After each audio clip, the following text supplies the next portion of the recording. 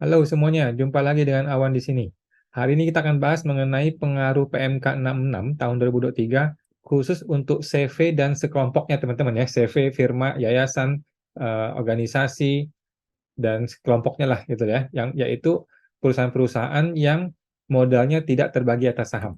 Oke, bagaimana perlakuan PMK 66 ini khusus untuk mengenai natura atas direkturnya, oke? Nah, by the way, gue mau disclaimer dulu teman-teman ya. Disclaimer bahwa isi video ini bukanlah saran profesional konsultan pajak untuk Anda semua ya. Jika ada informasi yang salah di video ini, langsung sampaikan di kolom komentar teman-teman ya. Oke, jadi isunya apa? Isunya yang akan gue share dulu teman-teman ya. Isunya apa?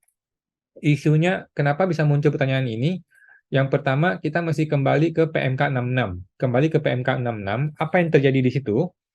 Kita ketahui bahwa fasilitas kendaraan kepada pegawai itu ada 3 kategori nih ya.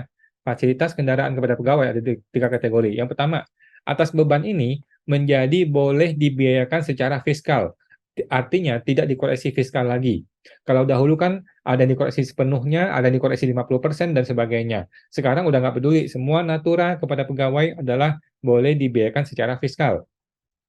Kemudian yang kedua, atas beban ini nih ya, atas beban yang sehubungan dengan natura ini, fasilitas kendaraan ini, tidak menjadi objek PPh 21 jika ada 2 syarat ya. Syarat pertama adalah si pegawai itu bukan pemegang saham.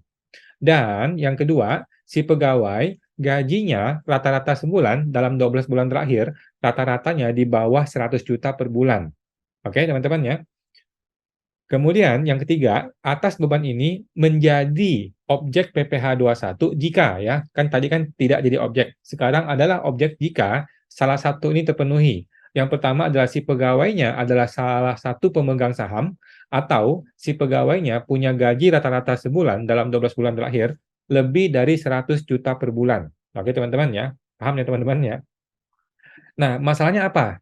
Masalahnya adalah jika dia bentuknya itu CV, firma, persekutuan, yayasan, dan lain-lainnya yang modalnya tidak terbagi atas saham, ada masalah nih. Masalah pertama adalah mereka ini tidak mengenal istilah saham dalam modal pendiriannya. Jadi ketika bikin CV itu kan nggak ada istilah saham si A berapa persen, si B berapa persen, saham-saham itu nggak ada istilah seperti itu kan. Sehingga tidak tepat kita jadikan acuan dari sisi pemegang saham atau bukan pemegang saham gitu. Kan tadi kan syaratnya adalah pemegang saham atau bukan pemegang saham yang akan menentukan dia jadi objek atau tidak jadi objek gitu kan. Nah, sedangkan di CV itu tidak ada istilah pemegang saham sehingga tidak tepat mengkategorikan PP21-nya berdasarkan saham. Kemudian mereka ini tidak mengenal juga gaji atas pemilik atau komanditer atau pendiri atau pemilik modal gitu ya. Karena kan pemilik CV atau komanditernya tidak digaji, ya, mereka tidak digaji. Semua penerimaan pemilik adalah prive, bukan gaji. Oke. Sehingga tidak bisa kita jadikan acuan yang benar dari sisi berapa besar gajinya. Toh tidak ada gaji ya. Jadi komanditer dari CV itu bukan pegawai dan tidak terima gaji gitu loh. Sehingga tidak tepat kalau kita mengkategorikan PP21 berdasarkan jumlah gajinya. Karena kan mereka tidak digaji gitu loh. Nah, itu masalahnya teman-teman. Nah, contohnya begini, apa contohnya? Contohnya si CV itu membeli kendaraan mobil untuk direktur. Terus ada beban penyusutan. Kemudian ada bensinnya, ada tolnya, ada parkirnya, servis dan lain-lain. Pokoknya beban-beban atas pemanfaatan mobil tersebut adalah natura, ya kan? Beban-beban atas pemanfaatan mobil adalah natura. Si direktur CV tidak mengenal istilah saham dan tidak mengenal istilah gaji direktur. Nah, sehingga muncul 3 pertanyaan teman-teman ya. Muncul 3 pertanyaan penting. Yang pertama, apakah beban itu menjadi DE atau non-DE ya? DE itu maksudnya deductible expense, artinya boleh dibiayakan atau tidak boleh dibiayakan secara fiskal. Itu pertanyaan pertama. Kan tadi kan disebutkan bahwa seluruh beban natura itu boleh dibiayakan secara fiskal di PMK 66 gitu kan. Tetapi sekarang muncul pertanyaan, apakah bentuknya kalau CV menjadi DE atau non-DE?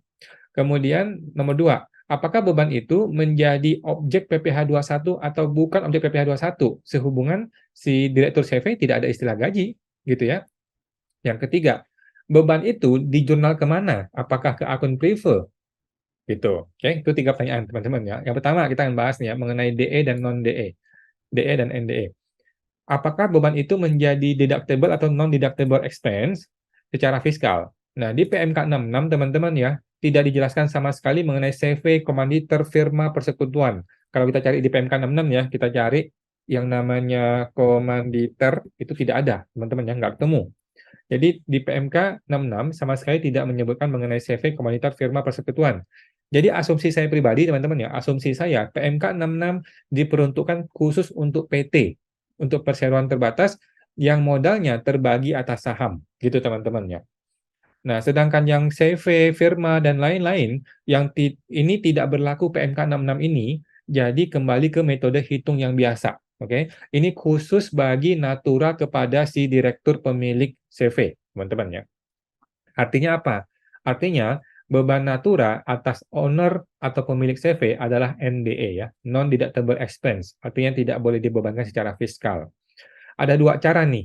Cara pertama adalah dibebankan sebagai beban di laba rugi seperti biasa, tetapi nanti akan dikoreksi fiskal.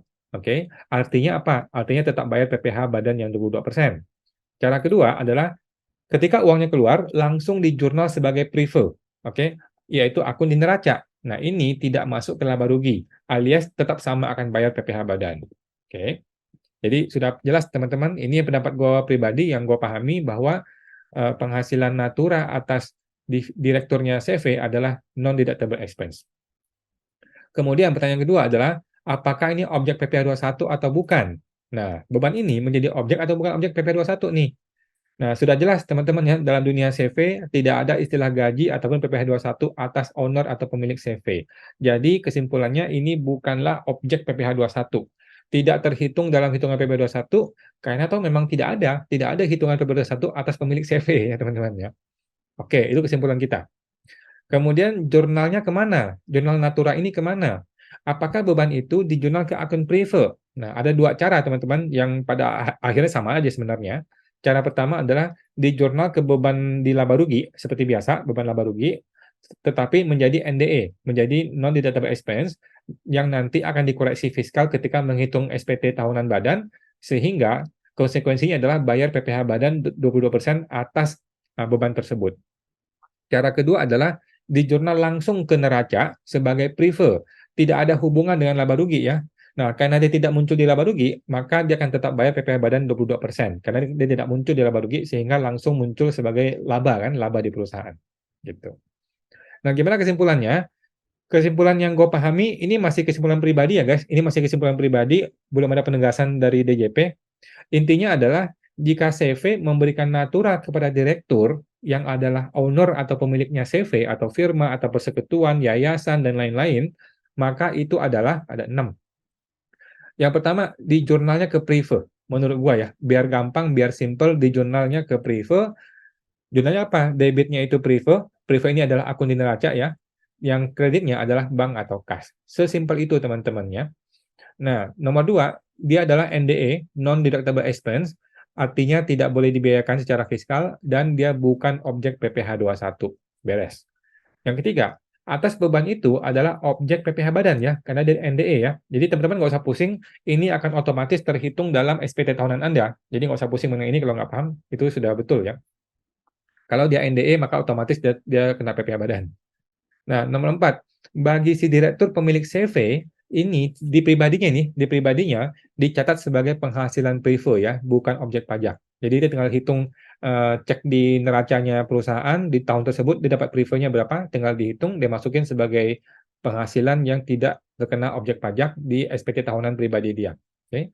Nah, PMK 66 2023 tidak berlaku bagi natura atas pemilik CV. Itu kesimpulan pribadi gua. Nah, gimana dengan PTP? PT perorangan gimana nih? Menurut saya, kembali teman-teman ya, kembali lagi menurut saya pendapat pribadi dipersamakan dengan CV. Karena gua masih berasumsi, masih berpendapat bahwa PTP itu sama seperti CV karena dia modalnya tidak terbagi atas saham. Jadi menurut gua PTP dikelompokkan dalam satu kelompok yang sama dengan CV. Oke. Tapi ini masih kesimpulan sementara ya guys, masih kesimpulan sementara gua. Gua sudah tanya ke informasi klaim pajak, sudah ada jawaban sih. Bukan belum ada ya, sudah ada jawabannya, sudah ada jawaban dan kesimpulannya sama seperti yang di sini. Kesimpulannya sama seperti yang gua sampaikan di sini, barusan dijawab tadi, baru dijawab sebelum gua bikin video ini. Dan kesimpulannya sama seperti ini. gitu teman-teman ya. Tetapi itu kan bukan jawaban resmi ya. Dan teman-teman silakan berdiskusi, silakan Anda membuat pemahaman sendiri. Kalau Anda merasa ada pemahaman yang berbeda, silakan disampaikan di kolom komentar. Oke teman-teman, itu aja teman-teman. Sampai jumpa lagi.